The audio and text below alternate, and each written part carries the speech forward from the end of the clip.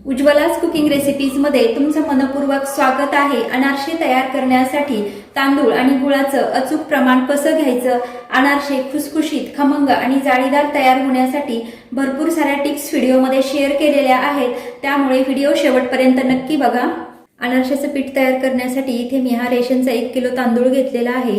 रेशनचा तांदूळ अनारसे तयार करण्यासाठी वापरला तर अनारसे अतिशय खमंग, खुसखुशीत आणि जाळीदार तयार होतात। त्यामुळे तुमच्याकडे जर रेशनचा तांदूळ असेल तर नक्की वापरा, आणि जर नसेल तर कोणताही जाड आणि जुना तांदूळ अनारशाचं पीठ तयार करण्यासाठी वापरायचा आहे।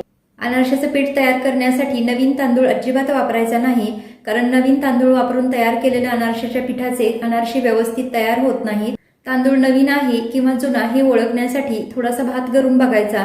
भात जर चिकटसर झाला तर तो तांदूळ नवीन असतो, आणि भात जर मोकळा आणि सुटसुटीत झाला तर तो तांदूळ जुना असतो। हे तांदूळ चाळून आणि निवडून घ्यायचे आहेत, आणि नंतर 3 ते 4 वेळा पाण्याने स्वच्छ धुवून घ्यायचे आहेत। हे तांदूळ 3 ते 4 वेळा पाण्याने स्वच्छ धुवून घेतलेले आहेत, आणि नंतर तांदूळ बुडतील इतपत यामध्ये पाणी ओतून ठेवलेलं आहे। याच पद्धतीने हे 3 दिवस असे भिजायला ठेवायचे आहेत। मात्र यातलं पाणी जे आहे ते रोज बदलून घ्यायचं आहे। आदल्या दिवशीचं पाणी ओतून द्यायचं आहे, आणि नंतर नवीन पाणी यामध्ये ओतायचं आहे, त्यामुळे या तांदळाला आंबूस वास येणार नाही। 3 दिवस पाण्यामध्ये तांदूळ भिजायला ठेवलेले होते, त्यातलं पाणी मी रोज बदललेलं होतं, आणि 4थ्या दिवशी हे पाणी काढून घ्यायचं आहे आणि तांदूळ पाण्याने स्वच्छ धुवून घ्यायचे आहेत। तांदूळ स्वच्छ धुवून झाल्यानंतर एका चाळणीमध्ये ओतून घ्यायचे आणि 8 ते 10 मिनिटांसाठी चाळणीवरच ठेवायचे आहेत, म्हणजे यातलं पाणी जे आहे ते सगळं निथळून जाईल। तांदळातलं पाणी सगळं निघालेलं आहे। एका सुती कापडावरती हे तांदूळ पातळ पसरवून घ्यायचे। फॅन खाली साधारण 2 ते 2.5 तास तांदूळ सुकवून घ्यायचे आहेत। आतमध्ये तांदूळ ओलसरच राहायला पाहिजे, फक्त याचं वरचं जे कोटिंग आहे ते सुकवून घ्यायचं आहे।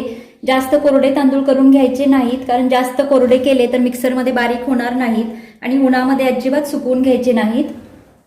तांदूळ थोडेसे सुकलेले आहेत, मिक्सरच्या भांड्यामध्ये थोडे थोडे टाकून ते मिक्सरला बारीक करून घ्यायचे। मिक्सरला बारीक केलेले तांदूळ मैद्याच्या चाळणीनं किंवा वस्त्रगाळ करून घ्यायचे आहेत, कारण आपल्याला मैद्यासारखं याचं तांदळाचं पीठ बारीक करून घ्यायचं आहे। हे बारीक केलेले तांदूळ चाळून झाल्यानंतर वरती ही जी कणी राहिलेली आहे ती आपण दुसरी बॅच तांदळाची बारीक करताना मिक्सरच्या भांड्यामध्ये टाकून घ्यायची आहे आणि बारीक करून घ्यायची आहे।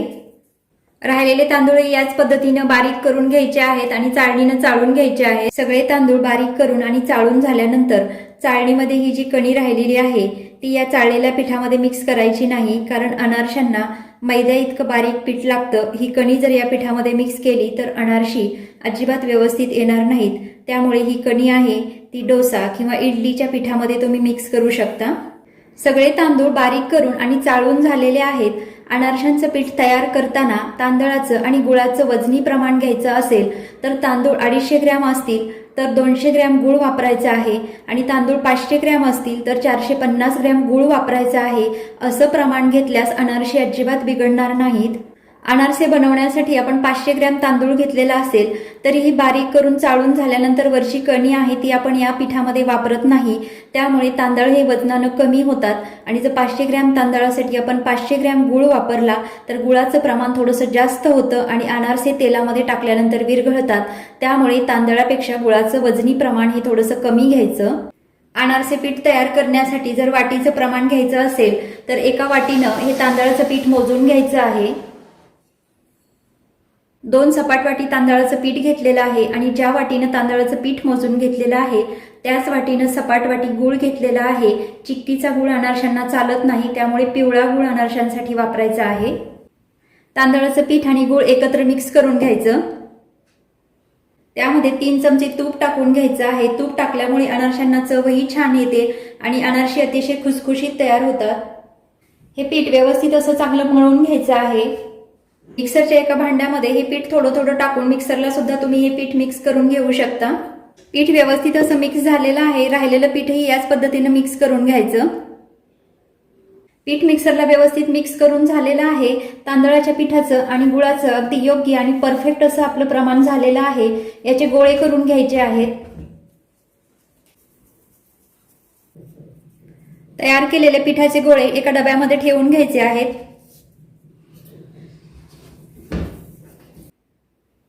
नंतर त्यामध्ये हे अर्ध केळ ठेवायचं आहे। केळीच्या उष्णतेमुळे पीठ व्यवस्थित फर्मेंट होतं आणि अनारशी जाळीदार तयार होतात।